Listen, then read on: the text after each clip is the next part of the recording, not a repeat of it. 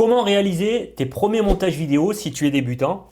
Dans cette vidéo, je te partage 5 conseils pour réussir à monter efficacement tes premières vidéos sans y passer des heures. Le but ici, c'est pas de faire de toi un monteur professionnel, mais de t'apprendre à te lancer dans les meilleures conditions. Pour ça, tu vas devoir faire simple, court et efficace. Je vais te montrer. On commence juste après ça.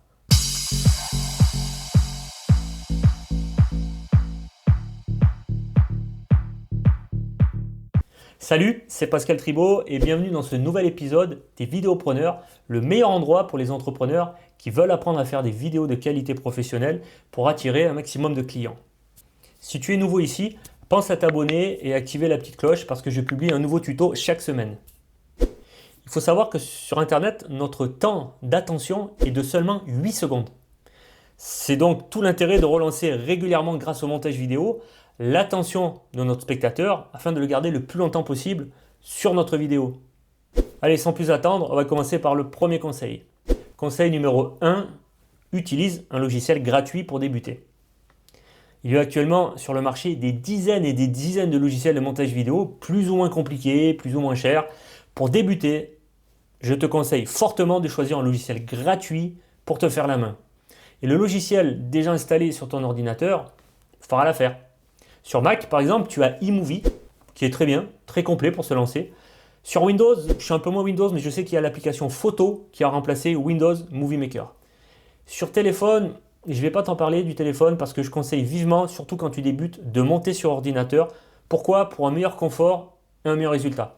Sache néanmoins qu'il existe des dizaines et des dizaines d'applications sur téléphone, dont la plus connue est KineMaster. D'ailleurs, dis-moi en commentaire quel logiciel de montage tu utilises. Si tu en es content, ça m'intéresse. Conseil numéro 2, reste simple dans les transitions. Une transition, c'est quoi? C'est quand tu passes d'une image à l'autre et que tu as une coupe entre les deux. Et les transitions les plus simples sont souvent les meilleures. Parmi les transitions que je conseille fortement, tu as le cut, le fondu au noir, le fondu au blanc et le fondu enchaîné. Je t'encourage donc à faire simple, classique et à éviter des transitions de ce type ou encore de ce type-là. C'est moche et ça fait vraiment amateur et c'est pas forcément ce qu'on recherche. Conseil numéro 3, utilise des images ou des vidéos d'illustration. Pourquoi? Parce que ça va te permettre d'illustrer des propos avec des exemples visuels. Ça va aussi permettre de relancer l'attention de ton spectateur. Par exemple, si je te parle de formation vidéo, c'est toujours mieux si on me voit former des entrepreneurs à la vidéo. Attention, tu dois utiliser tes propres images ou vidéos ou alors utiliser du contenu libre de droit. Tu peux les acheter ou les trouver gratuitement sur des sites spécialisés comme Pexels, Adobe Stock ou encore Mixkit. Conseil numéro 4, change de cadrage. Par exemple, passer de ça à ça. Ce procédé est utilisé au cinéma, à la télévision et il permet de relancer l'attention du spectateur. Tu peux aussi faire de légers zooms ou alors des dézooms dans ton image. Ça va aussi relancer l'attention et en changeant de cadrage tout simplement. Tu peux faire ça sur tous les logiciels, c'est rapide, c'est simple et c'est efficace. Et surtout, ça va considérablement améliorer la qualité de tes vidéos et surtout garder ton spectateur le plus longtemps possible. Et enfin, cinquième et dernier conseil, ajoute de la musique et des effets sonores à tes vidéos.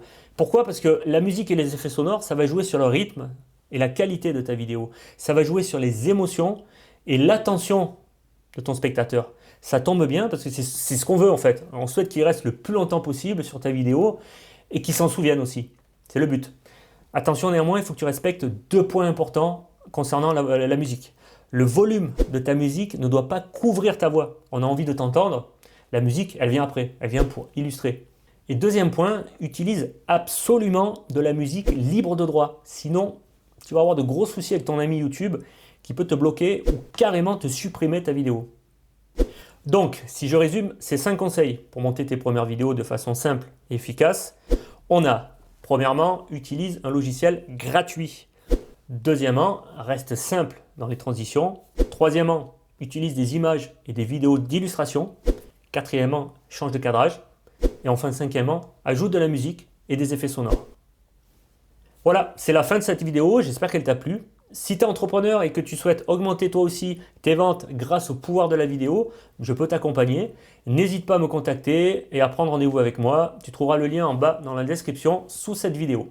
Et enfin, si tu souhaites découvrir 5 astuces de professionnels pour améliorer la qualité de tes vidéos, je t'offre avec plaisir mon guide digital. Le lien est également en dessous de cette vidéo. Allez, maintenant c'est l'heure de nous quitter. Je te dis un grand merci pour avoir suivi jusqu'au bout et à la semaine prochaine.